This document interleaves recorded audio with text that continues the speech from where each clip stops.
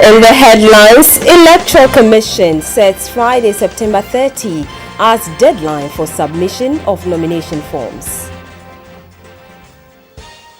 15 personalities from the West African sub-region honored with global excellence.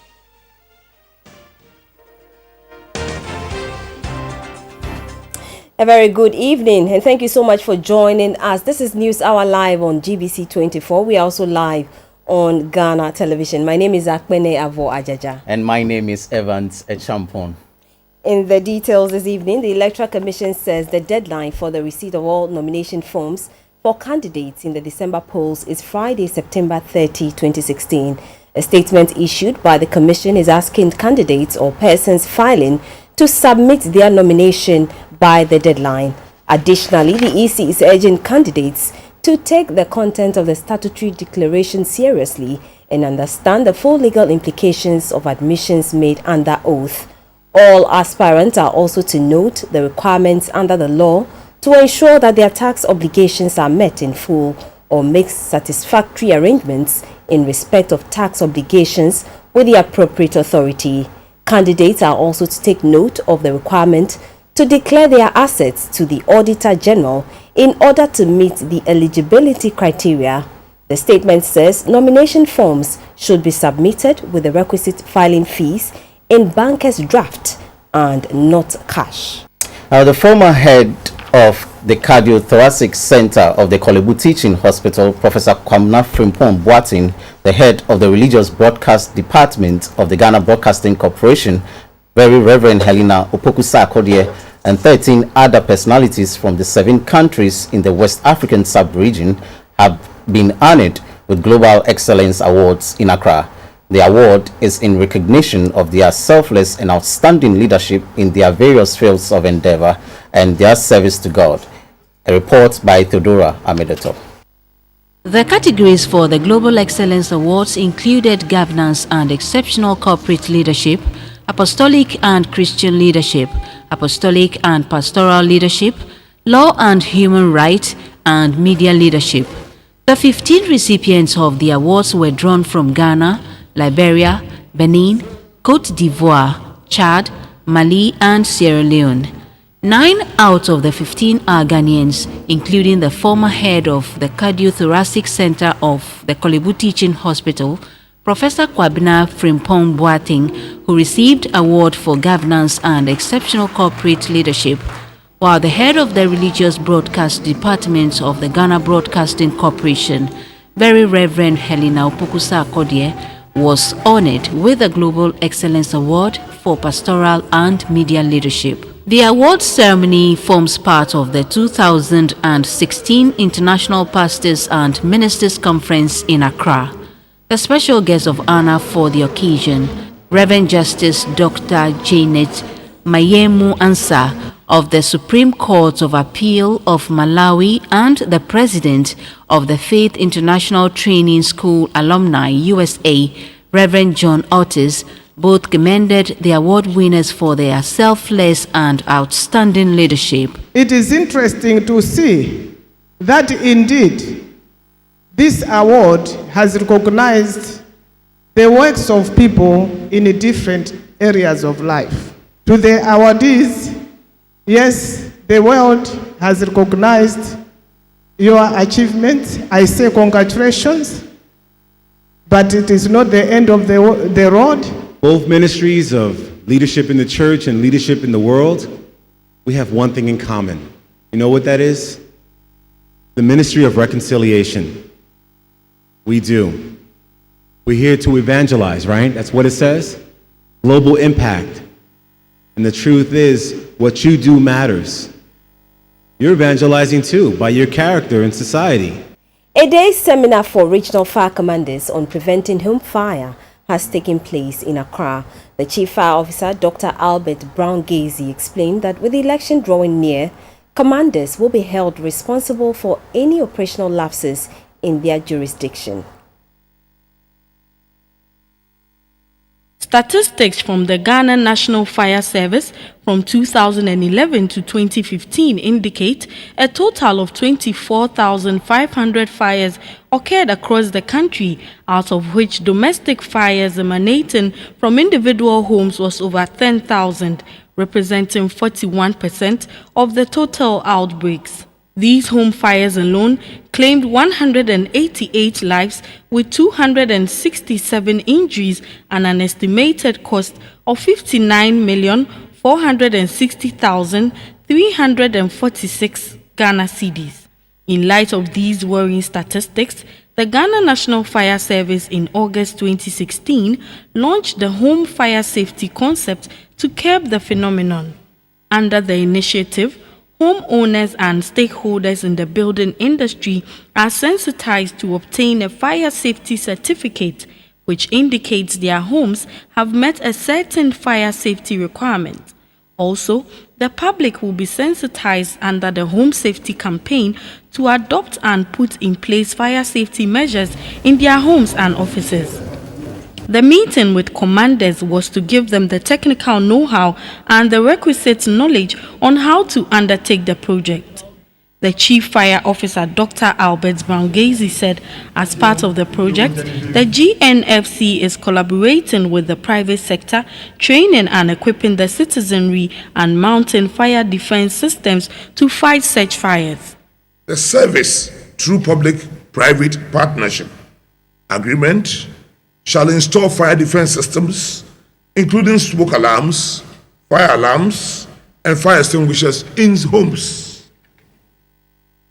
Dedicated boreholes for firefighting shall also be sunk in areas where domestic fires are predominant as a way of complementing and supplementing the operational response of the fire service. These and many other measures have been outlined to ensure success of this project. The Ministry of Interior pledged government support for the initiative. The regional commanders are expected to replicate the project in their respective jurisdictions. Our Queen Mothers in the Akwamu traditional area have received training on promoting peace during the election period. USAID, under its Reacting to Early Warning and Response Data in West Africa Reward project, in partnership with the Akwamu Traditional Council, sponsored the training at Ankonsumbu.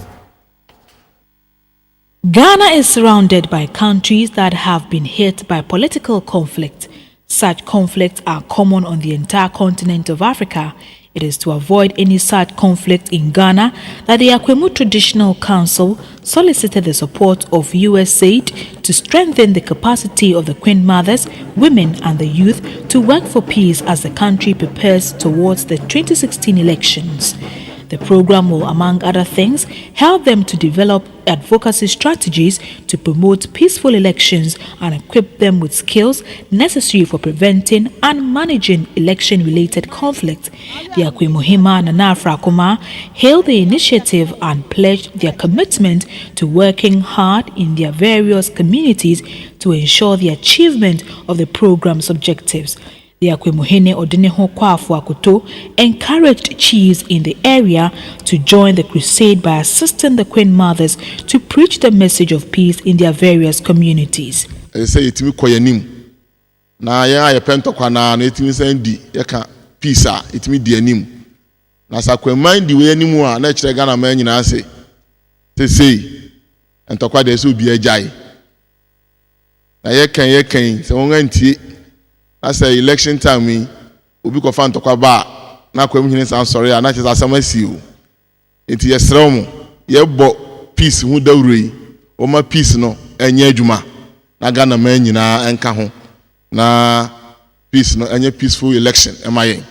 The Sojiaman District Chief Executive, Mr. Thomas Ampemnyakun, said the Assembly will support the initiative with logistics.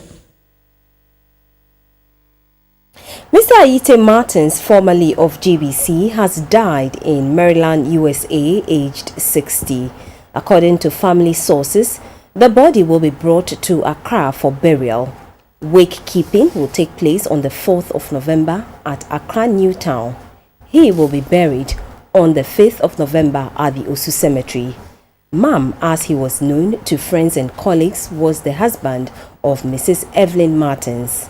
May his soul rest in perfect peace.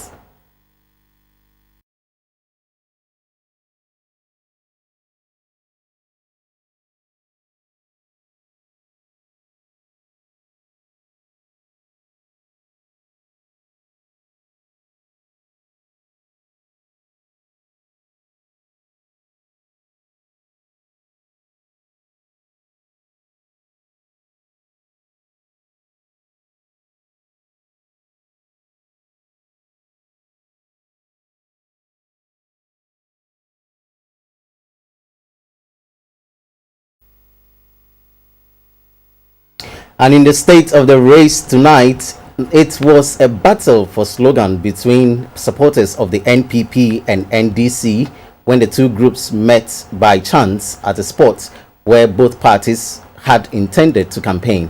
Instead of the usual battle for space, the supporters of both parties danced to the various party music. In a usual fashion of campaigning, some supporters of the New Patriotic Party and the National Democratic Congress battled in a friendly and non-aggressive manner at a fuel station at Atomic Junction near Medina in Accra. The NPP supporters arrived at the fuel station in a pickup vehicle branded in party colors with loudspeakers blurting out campaign songs of their flag bearer.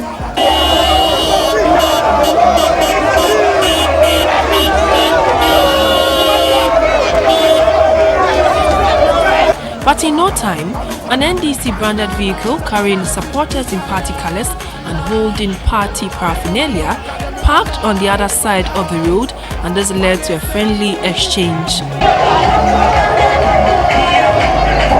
Oh yeah, Mahama paper. The NPP supporters had parked at the fuel station awaiting their flag bearer, Nana Adedanko Ekufuado, who was about to start his campaign, whilst the NDC supporters had also come there to mount the party's flags and posters. This is a clear demonstration that the election is all about unity and not violence.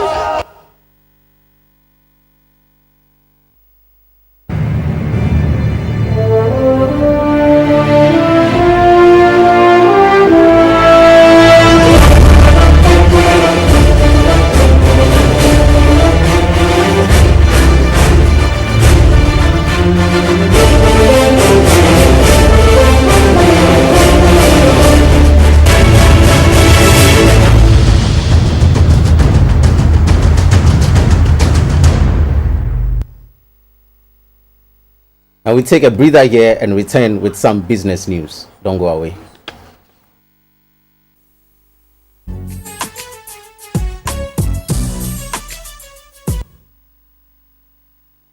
Hello again, my name is Morris Ogbete. In business tonight, growth in the Ghanaian economy slowed to 2.5% in the second quarter of 2016 compared to 3.8% a year ago. The slowdown in the second quarter, according to the Ghana Statistical Service, was due to a halt in oil production caused by a breakdown of the FPSO Kwame Nkrumah.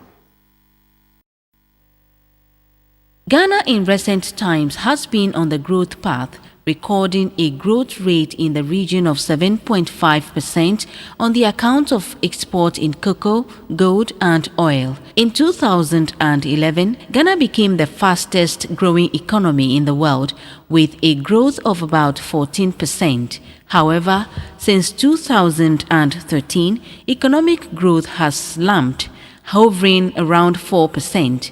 This has been attributed to lower global commodity prices and also due to a fiscal crisis that forced the country to secure an aid deal with the International Monetary Fund, which began last year.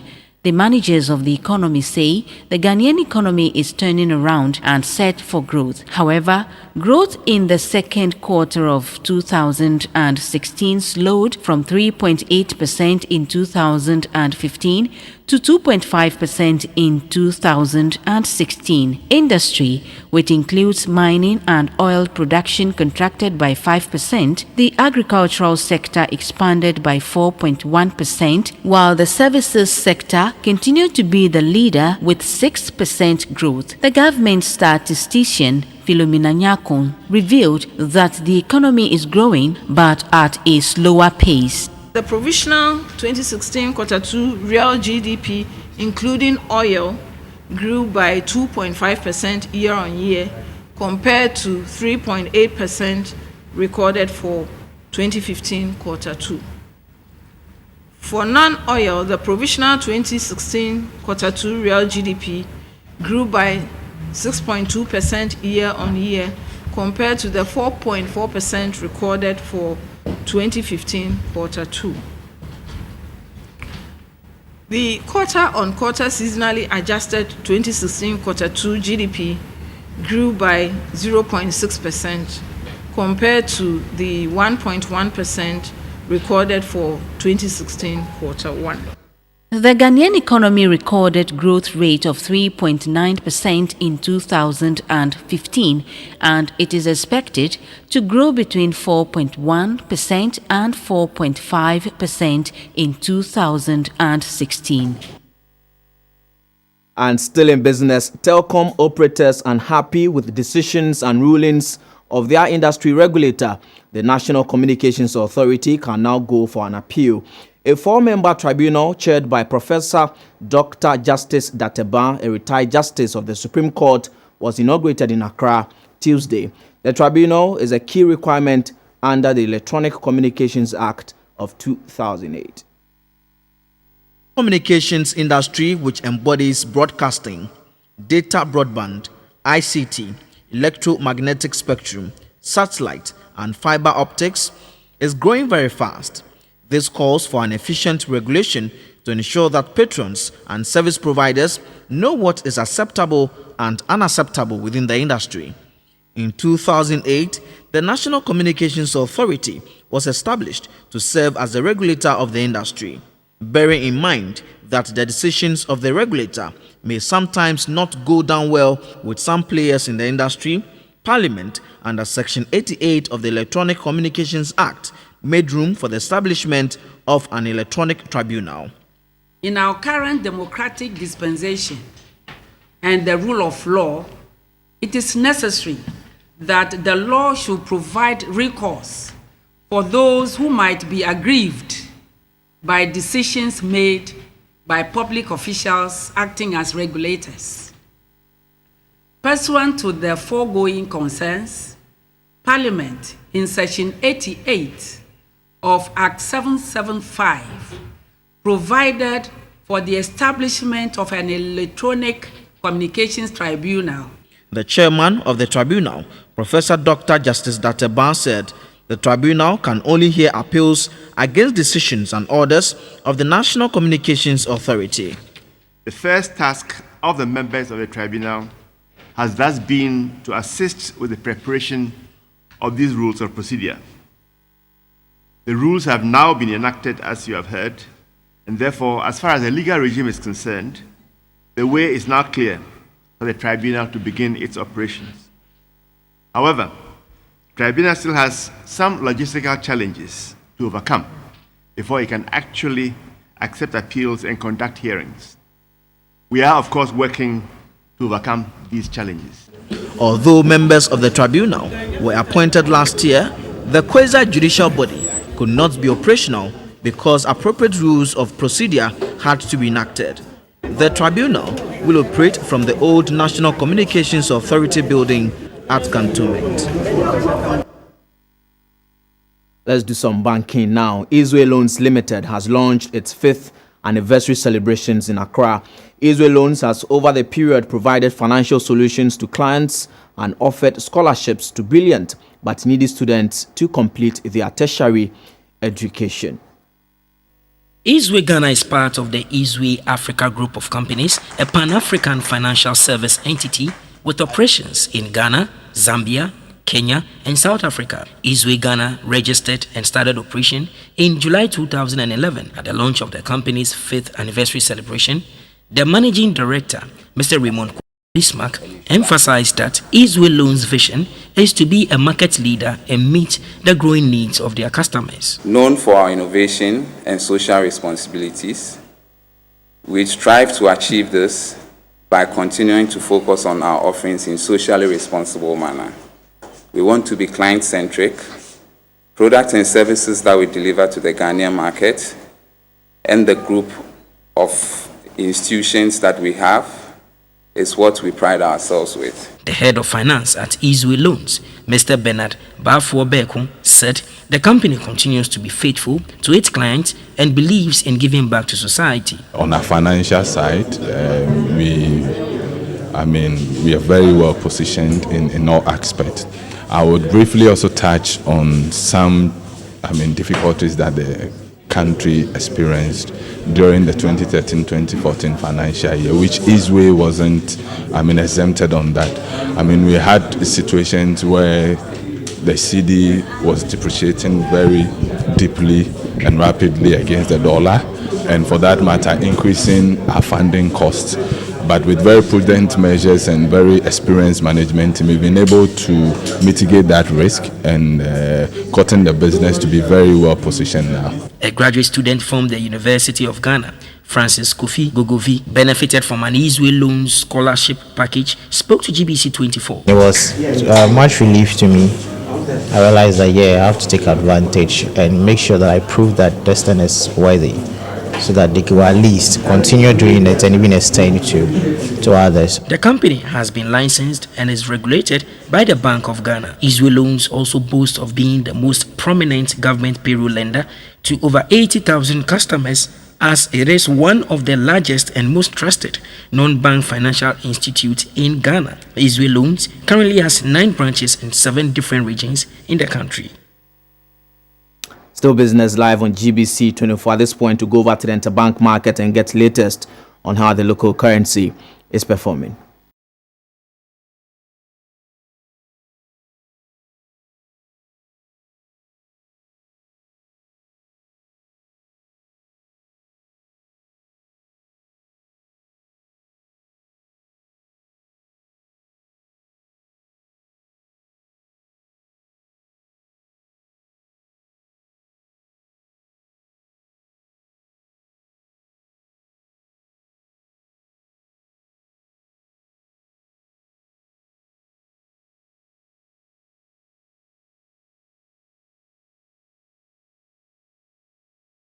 We also get to know latest prices of major commodities on the international market.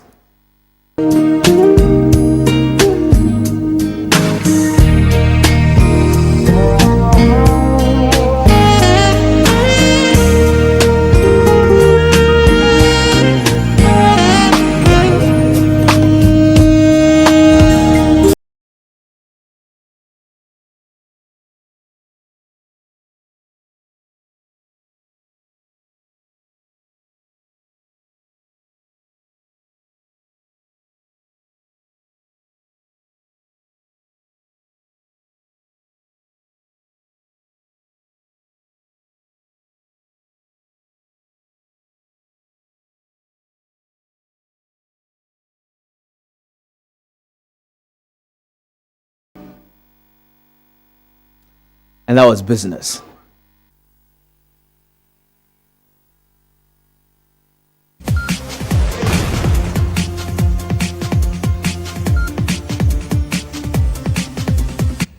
Good evening. Let's update ourselves from the world of sports. I'm Theophilus Sampa. Ghana has been awarded the hosting right for CAF's flagship Africa Women's Championship in 2018. The country is experiencing successfully hosting previous CAF tournaments, including the 2009 Africa Youth Championship, co-hosting the CAN 2000 and 2008 Africa Cup of Nations was key determinant. The 2018 Africa Women's Championship will also serve as qualifier to the 2019 FIFA Women's World Cup.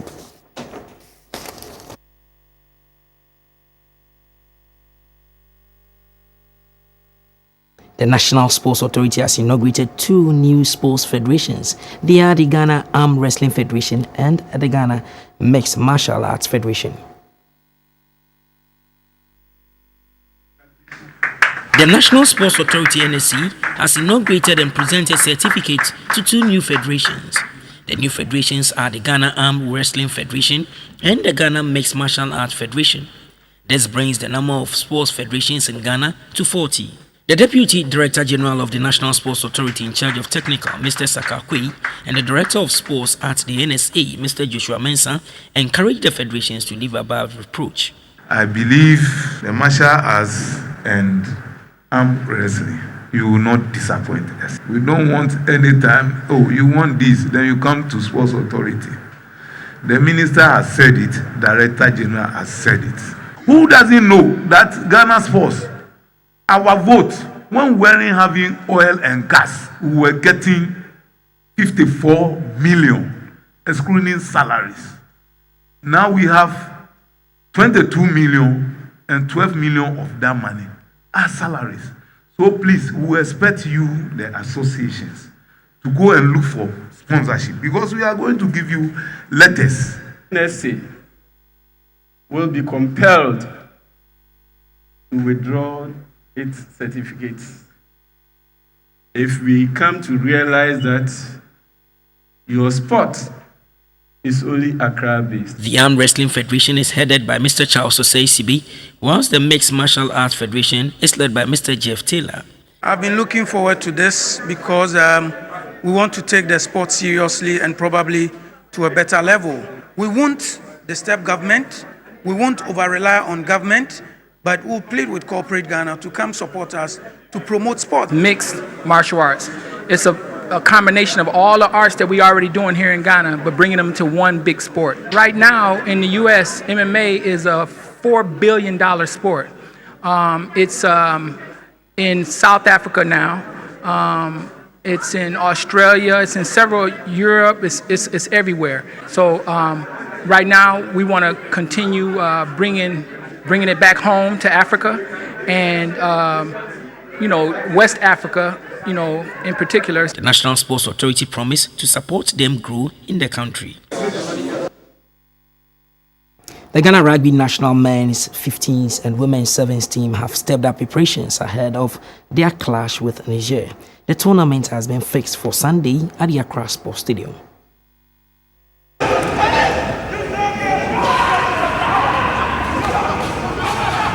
The national rugby football teams will be in action on Sunday at the Accra Sports Stadium. They will face the might of Niger in a second high-profile international friendly. The 15s, the Black Eagles, played against Togo in a trial match a fortnight ago, which they won. In a bid to build on the momentum, a trial match between the men's 15s Team A and B has been held. It was to test the readiness of the players and to practice new set pieces. There was also a test match for the women's rugby team. According to members of the technical team, loads of positives were picked from the matches. We're looking at physique, stamina, and then going forward, we think that another game would really give the players the chance to actually beef up their game, right? And then for Ghana Rugby, this is very good because we are preparing to go for the West African Rugby Series, which is what we are putting in place very soon. Funding, sponsorship is still a major issue, and we are praying that we'll get sponsorship very soon. I mean, the president is doing his best. There's been contributions from other sources, but it's not enough. And then we are just asking corporate Ghana to just come and see what rugby is doing for Ghana. For the kids, for everybody who is just loving it today. From now to December, the Ghana Rugby Football Union has lined up a series of activities for the Ghana Rugby family, starting with trial matches for the under-20 men and women's 7s. It will be followed by another men's 15s trial match and the start of the West Africa Rugby Series tournament. The Ghana Rugby Club Championship will then kick off with 10 club teams from the Greater Accra Rugby Association, GARA, and St. West. The teams will battle for top honours in this year's league. A 5-day workshop to train young referees in the country will get underway on the 2nd of October this year. Organized by the Ghana Football Association, the aim is to groom the next generation of professional referees in the country. of the center man or woman in the game of football remains crucial, that the results may hinge on what they decide. For some time now, referees have been in the news for either the good or bad reasons. In a bid to groom a new generation of the Knights of the Whistle, the Ghana Football Association is set to organize a special workshop for young referees. A FIFA and CAF referee instructor, Mr. Joseph Wellington, throws more light on the project. We are bringing about 40 referees. We'll sieve up to 35, and these are the people that we are going to use, and we are taking them through a lot from on the 2nd to on the 7th. I think it is enough time for us to be able to develop these referees. They are referees under 20. If you are born after 1995 or before 1995, 1996, you are 20 years. So 1996, 97 to 2001, I believe that you qualify. Yeah. So these are referees that we are going to see, the young boys with the young referees also coming up with them. So it's a good start that we all think that is going to work well for us. Sources at the GFA say referees who excel at the workshop will be allowed to officiate the upcoming National Under-15 Boys Football League. Thanks for doing the watching. More news comes up after this break.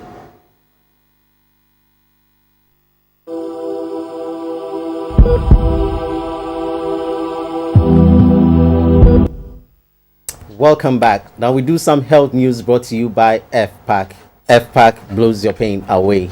Now research shows that 47 million people live with dementia worldwide. Out of the number, 100,000 live in Ghana. The common form of dementia is Alzheimer. The celebration of World Alzheimer's Day highlighted the challenges that sufferers of Alzheimer face and the need for the authorities to pay more attention and the rights of people living with the condition. World Alzheimer's Day is set aside to create awareness of dementia and highlight the plight of the aged. The onset of dementia may be from age 45, but it usually starts at age 65 and beyond. Dementia is not a disease in itself. It is a broad term used to describe a range of signs and symptoms that occur when the brain is affected by certain diseases or conditions such as Parkinson's disease, stroke, Down syndrome, vitamin deficiency, vascular dementia, and Alzheimer's disease. Alzheimer's disease is the most common type of all dementia cases. Alzheimer is a progressive disease which causes more parts of the brain to damage over time, such as loss of brain cells, shrinkage of brain tissues, dead nerve cells, and tangles. On the celebration of World Alzheimer's Day, the Executive Director of Alzheimer's Ghana, Mrs. Esther Day, highlighted some challenges that families with dementia patients go through. When one person in a family is suffering from dementia, the whole family will be affected. Most families stop working because of their parents or grandparents suffering from this disease. And this is because they may not know what their mother or father who is suffering from this disease could do in a minute when you leave him or her in the house. Mrs. Day also advocated for the eligibility and rights of people with dementia to exercise their franchise. The president of Alzheimer's Ghana, Dr. Dennis Botti, lamented about how dementia cases are not given the needed attention. Alzheimer's Ghana is an organization committed to improving the lives of people with dementia. The arts segment. Today is exactly 1 week since Hip Life artist Omahin Pozo passed on. The former member of Hip Life group Nananum passed on Wednesday, 21st September 2016 at the 37 Military Hospital where he was honored. On the Art and Entertainment desk, we celebrate Omahin Pozo. Let me show you where I'm coming from. Africa. Omahin Pozo was originally part of Nananum, one of the very first hip life groups in Ghana, which was vibrant in the late 1990s. The group included Berima Sibu, Mahima Zoti, and Omahin Pozo. After leaving the group, Omahin Pozo pursued a solo career, working with high life prodigies such as Erama Bedu, Alhaji K. Frimpong, and C.K. Man. Chen Chen Bi Edimeu was one of his hit songs.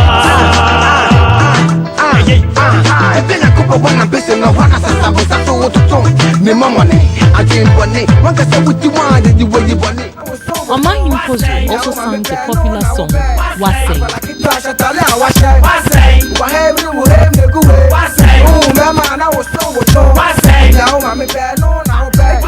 He also did a rendition of Rama Bedu's song Medofo Adada. It's always the last. Baby last.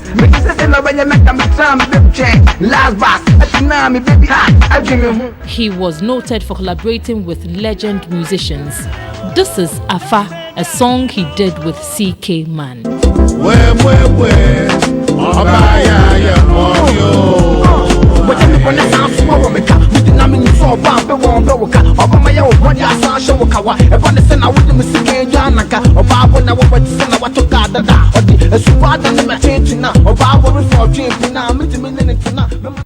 And that's all in the news tonight. We appreciate your company. We'll be back at 10:30 with News Tonight.